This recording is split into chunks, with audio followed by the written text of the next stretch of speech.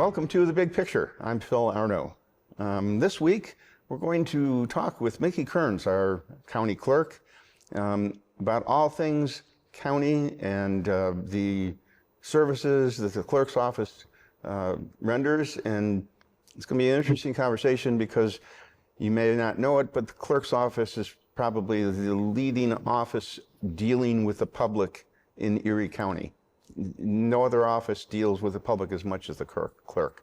So anyway, welcome to the show, Mickey. Thank you. Good to have you here as always. First thing, you guys have some new technology that is making the clerk's office more dynamic. Tell me a little bit about what's going on. Sure, Phil. I always say we're getting new software. The Erie County Clerk's Office, with the approval of the Erie County Legislature, we engaged Tyler Technology after a request for proposal. We looked at all the top firms in the country, and Tyler had the best product for us in Erie County. And as you stated, the hundreds of thousands of transactions we do, we have a legacy system. And what does that mean? For those at home, it would be like carrying a flip phone. If you have a flip phone, that's fine, it works. But when we did further analysis, I found that there were some bugs in our systems. It was not as efficient as I would like it. So it's something that's been kicked down the road, and sort of other clerks before me decided, probably not since Dave Swartz, who really integrated technology into the office. And I decided, I'm going to take that on because I know it's going to be good for the future of the office, modernizing it, efficiencies, and giving the best service to our legal community, especially our customers at large. And I think it will be a benefit. And going to the cloud, as you know, right now we're on servers in Erie County. Sometimes those servers could go down. I think going to the cloud, having the independence as an independently elected official, our information there, I think is going to be very beneficial for the public to maintain privacy and also to maintain our system.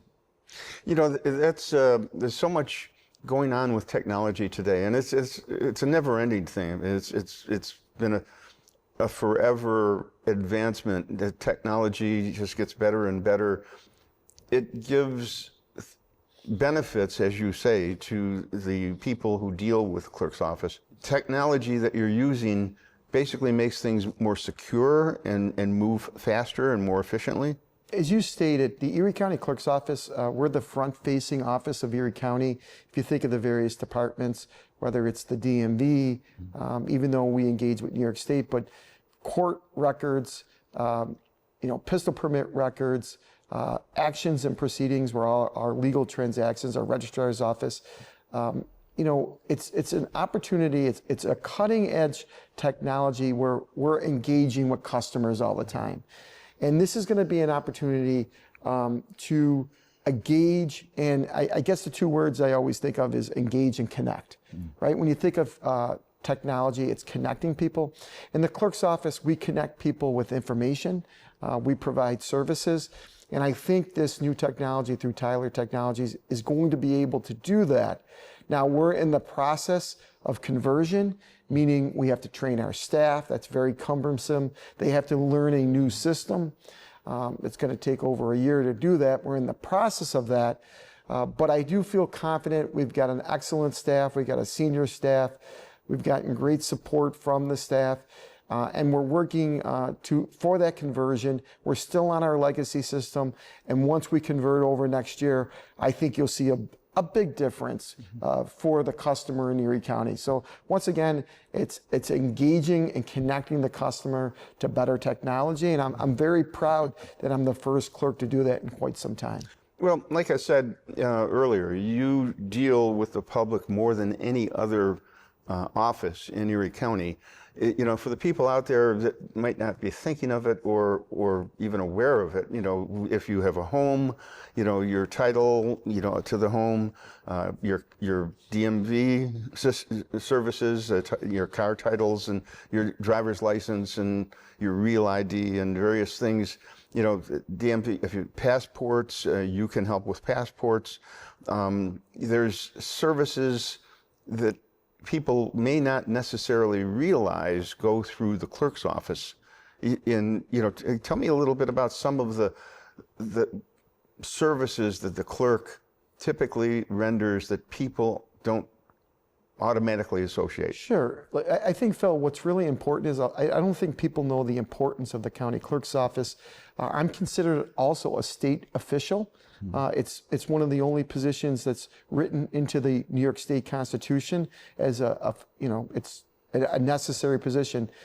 This is why we're getting a new record management system.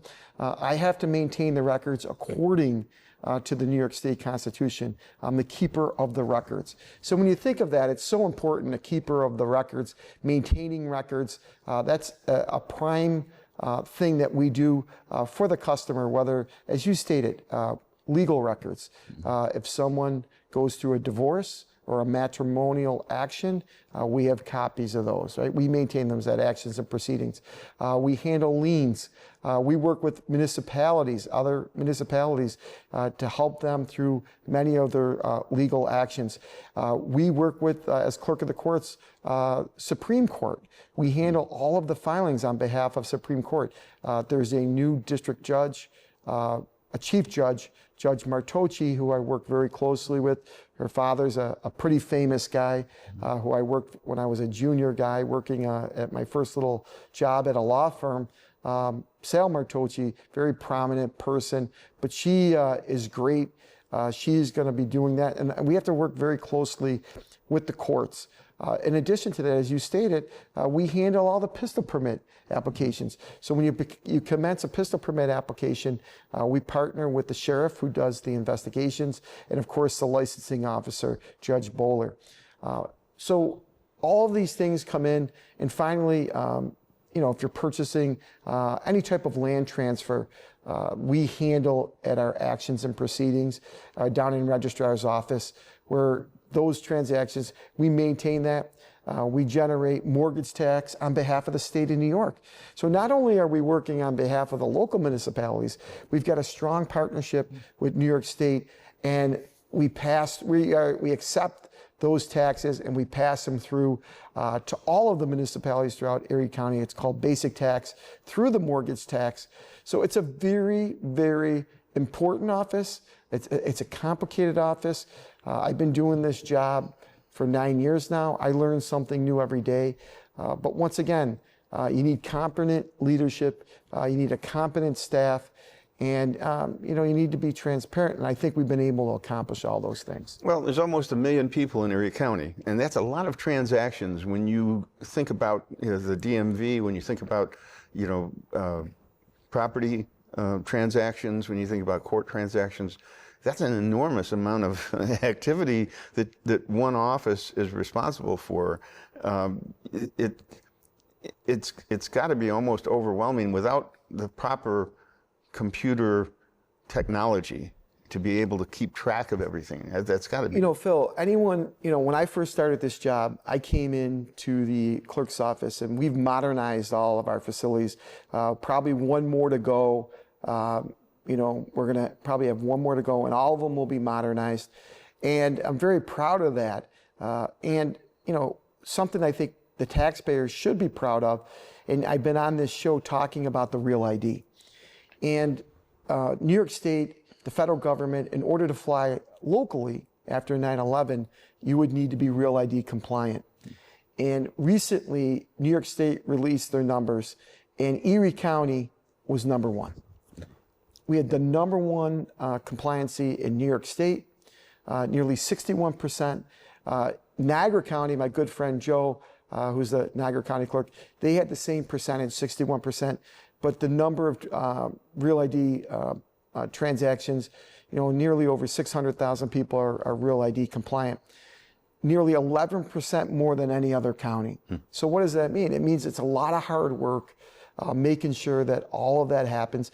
And people think about, their license, right? We're very, they're very busy, but people think about, how do I get my license? Just think about, not only do we work on behalf of the individual, the customer, the taxpayer, it's the business office of Erie County. All of those sales, those car sales, it's the #1 sales tax generator for Erie County. All of those sales, we register all of those vehicles.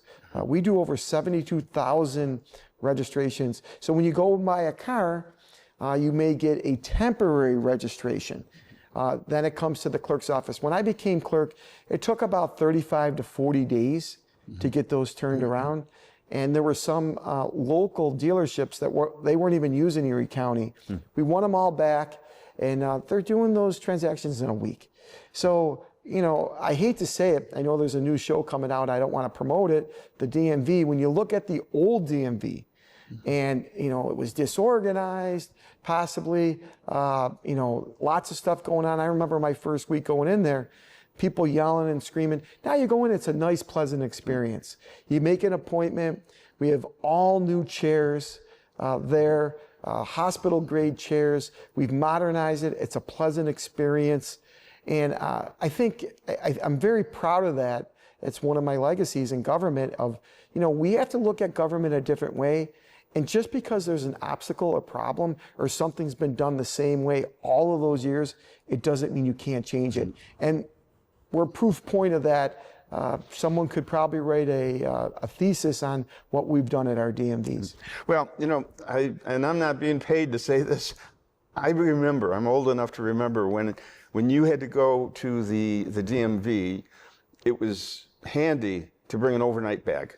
Right. It's no exaggeration. You literally spent hours and hours waiting in line, trying to get things approved, going back to the window after correcting things.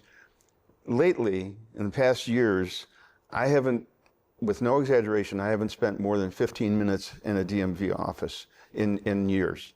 And that is a real testament to how far things have come. And that's a service. It's like people, the government is there to serve the people. People are not there to serve the government. Right. And it used to be that people were there at the disadvantage, and that they just had to, kind of grin and bear it. Now it's more of a service. Phil, and I said this, and it was just, the type of person I am. My staff knows I probably can't sit still for a couple minutes.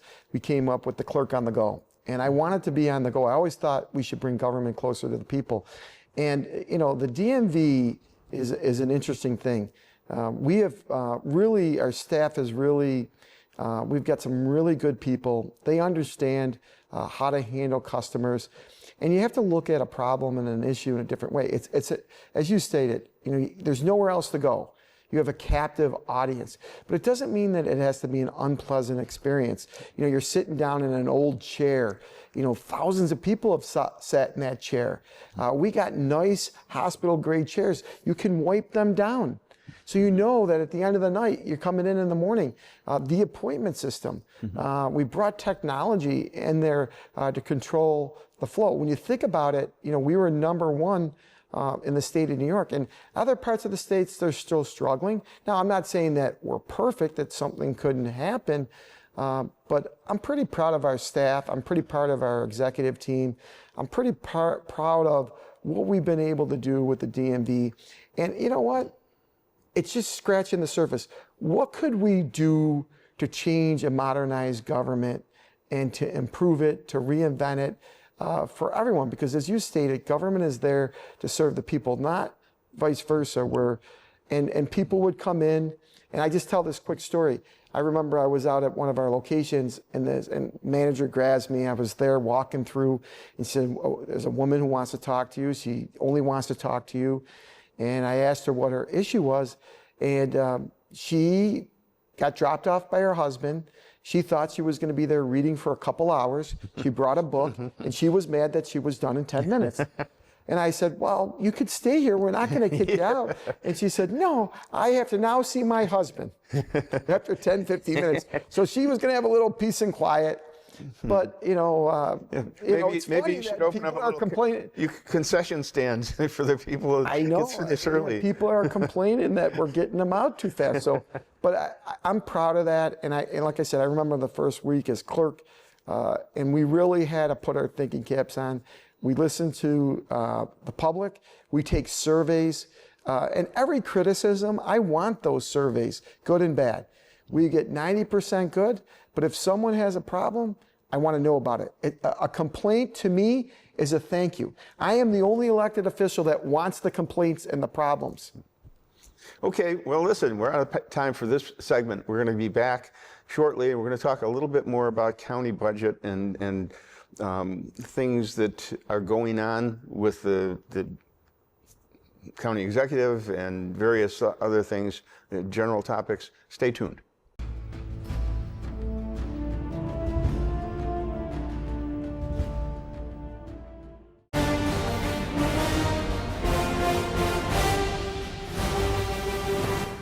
Welcome back to The Big Picture. My guest is Mickey Kearns, Erie County Clerk, and we're talking about all things county. Speaking of the county, I'm going to try and get Poland Kars, our county executive, in and talk about the status of things. The budget, the county budget, has just been passed, I believe, or announced? It's been announced, yes. How is Erie County doing in budget-wise? Well, I think you know, the county executive has submitted his budget. As a department head, an independently elected official, we've sent our budget. Every year since I've been county clerk, I've had a surplus. Even the years we talked about modernizing our technology, I tightened my belt. We cut some things to make sure that, we were providing the best service, but I also want to make sure that, the taxpayer is getting their best bang for their buck. I have some concerns about the county budget. Right now, it was submitted that he was cutting some part-time positions in the clerk's office, and they may not seem important, but our audit bureau, we offer services on Saturday. Some of those part-time positions, we're going to be going to that. The concern I have is why he was cutting my office, he's adding new positions for a new park that the county is going to be taking over. Well, you have a budget and you control your office. Does he have the authority to tell you how to spend your budget? No, but what they can do is, once again, we have to work as a team. The controller's office does an overview of the budget. The county executive gets to submit his budget on behalf of the county residents. We work with the budget office to hopefully guide them, and sometimes they listen to us, sometimes they don't listen to us. But then ultimately the legislature would make the final decisions based on what we present to them. We go and we'll speak, we'll have hearings, we'll speak before the Erie County Legislature, and then the legislature will make the final decision. Now, the county executive could veto some of those things in the budget, and then, once again, the county legislature has the authority to override that veto. It normally doesn't happen because the current county executive is a Democrat and the majority is Democrat, so they pretty much work together hand in glove. So to me, my concern is, we are generating a tremendous amount of revenue for Erie County, over $12 million. This year alone, in our mortgage tax, we are at budget, so we're going to have a surplus there. What does that mean? If we budget $12 million, we'll probably end up at $16 million. All that extra money will go to Erie County. That will help taxpayers. We collect the transfer tax, which helps all of the roads that get paved in Erie County. Record numbers. Since I've been county clerk, our mortgage tax, record. We're able to do this. We've seen a boom in many of these transactions. And it's a very, very important office. I think it's one of the most important office, if not the most important office for finances for Erie County. Now, going forward, as you know, the federal government has given a lot of them during a lot of COVID money won't be there anymore. That will be gone. And I think going forward, when we have a new county executive, we're going to need to look at tightening our belt a little bit. The old legacy way of doing things probably isn't going to work anymore. In the city of Buffalo, you're seeing that right now as a city of Buffalo resident. They have tremendous deficits, and I'm looking in the future of a tremendous deficit for Erie County if we don't do what we're supposed to do. And as you said, put the taxpayer first. Now, you know, far be it from me to say that politics comes to play with any of these decisions, but you know, I've dealt with politicians, with officials for many, many, many years, and I know that the natural course of things, you know, sometimes isn't what people would want or expect from their officials. And what I'm getting at is if the, just for the sake of argument, if the county executive is a Democrat and the sheriff or the county clerk or emergency services or whoever, one of the other departments is run by a Republican or an independent, is there a tendency for politics to come into this decision? Absolutely. You'll never be able to take politics out of politics, right? It's in there. And, but there comes to a point where you have to have something called good government. And good government is the elections are going to happen, but after the elections are over, you shouldn't be weaponizing your office. I'll give you a perfect example. What the county executive has done, we have a room which is a very important room to our conference. We talked about technology. So it's an old courtroom, and that's going to be our training center. Matter of fact, the district attorney was training ADAs in that room. And basically, one day I got a letter on a Thursday saying that the Department of Public Works was seizing the adjacent room. It was a supply room, but it's a functional room as part of our office. And I called up, I picked up the phone and I called up the commissioner, and I was sort of really shocked that, you know, they were going to take this room. And the next thing I know, the locks were changed. They seized the room. They moved very sensitive material, pistol permit material. I don't know who was in, who was out, who looked at records. There's a carelessness in this administration. It starts at the top with Mr. Polenkaers going to the next step of going to his commissioner of DISS. You know, they look at our information, and I would be very, very concerned if I was a taxpayer of Erie County, that when you think about privacy, you know, I told you at the beginning, I'm the keeper of the records. I am a state official as clerk of the courts. And, you know, for the county executive to do this, now it's a little bit childish, I think, because what he wanted to do is put a Buffalo News reporter and give her own room. Sandra Tan of the Buffalo News, who covers that, she wanted to give her own room. So the county executive is taking county clerk resources and giving them to a private entity. To me, I consider that a gift of public funds. I reached out to the county executive. I try to talk to him. I try to reason with them. And you got to understand, Phil, this adjacent room, there's not much, you know, privacy. So who would want the district attorney? He left. He said, we can't train there anymore. So they're no longer training there. We're going to be training our staff. It's an important room for us because we do personnel matters. And there are people that have sensitive issues. And they're going to put the Buffalo News and give them their own room. Now, we filed a resolution with the legislature. I'm hopeful that it could be resolved. But yesterday, there were 4 Department of Public Works. You talk about utilizing resources, walking this reporter into this room after they changed the locks on me as the county clerk. Now, are we going to have to go to court to resolve this? This is the nonsense when you talk about politics, well, that we got to deal with. You know, the Buffalo, far be it from me to talk about a news organization being jaded or biased, but the Buffalo News tends to have a reputation for being very supportive of left-leaning people in office and ideas. And wouldn't this constitute a conflict of interest? Now, these are news people. They can promote the county executive and everything that he does, and basically down talk other departments, the sheriff's department, the county clerk, you know, emergency services, you have it. For them to be in public space, and I'm assuming they're not paying to have this space. Absolutely not. You know, I don't know. Quite frankly, I don't know who reads the Buffalo News anymore. I'm not sure. You know, that's a separate story. But this doesn't smell right. So, Phil, here's the thing.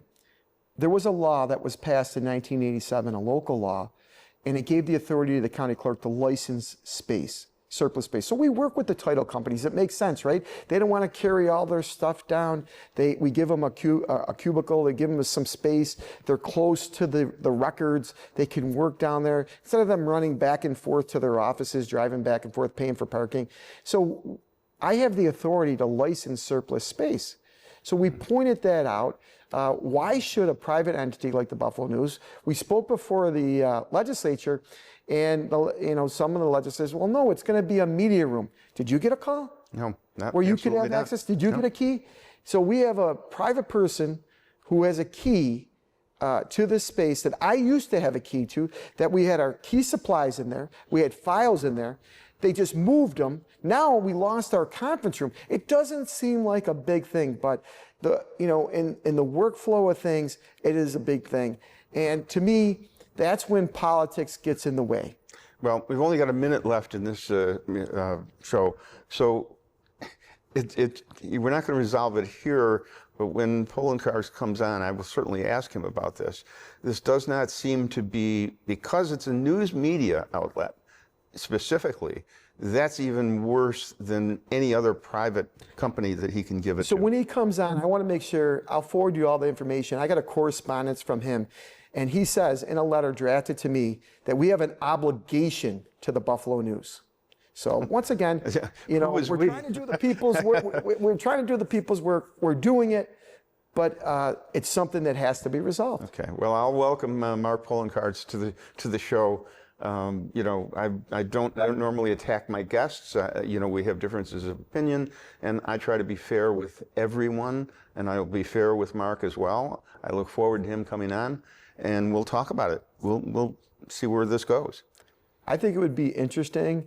I'd love to be here. Okay. Well, I'd love to debate him on this issue. Look, we all believe in freedom of the press, but this is something that's gone a little too far. Okay. That's it for this Big Picture. As usual, interesting. We'll see you next time on the Big Picture. Thank you for watching. Thank you for watching WBBZ-TV. We're your local station. We'll see you next time.